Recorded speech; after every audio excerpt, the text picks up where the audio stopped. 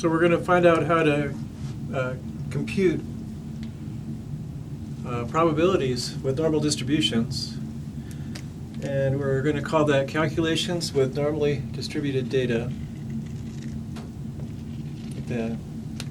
And we have a little bit of notation. We often say the population has a normal distribution this way, with n for normal, and in parentheses a number and a number for mean and standard deviation. For example, mean 100, standard deviation 15, normal. That keeps us from writing out normal distribution with mean 100 and standard deviation 15. I guess that's okay. When usually we'll just say it's normal, we'll tell you the mean and standard deviation, but we might use this shorthand. Histograms of very large data sets from normal populations follow the bell curve quite closely. The data also obeys the empirical rule. So we know this is it, the 68, 95, 997 rule holds. And as a consequence of this fact that when you take normally distributed information and match it up to the bell curve, it matches up pretty much exactly, and the bell curve only has one shape, we might as well convert any density function into this density function here by converting the horizontal axis into standard deviation units. So the standard deviation units look like this. Z is x minus mu over sigma. So x are the old units, and z then would be the new units. So if these data values appeared on the horizontal axis and you knew the mean and standard deviation and you relabeled the axis with z's, they all look like this because then 1 appears at the 1 standard deviation position and 2 at 2 and 3 at 3. And we know after 3 there's almost nothing left. We know the shapes are the same for all normal density curve.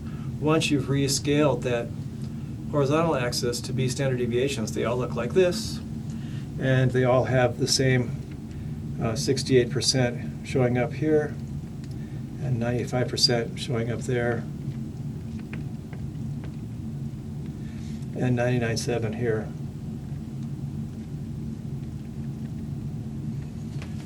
So what that means is if I want to compute probabilities for normal density curves or normal populations,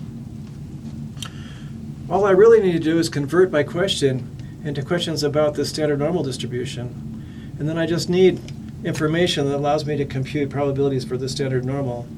If I have that, then the conversion followed by the procedure will allow us to compute probabilities for any normal distribution.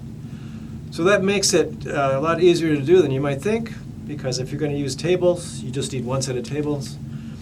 For other kinds of distributions, things aren't so simple. Sometimes the shape depends on the mean and standard deviation, in which case things get complicated. And in worst case scenarios, you just need a computer software package that does numerical integration, whatever that is. Area under curves.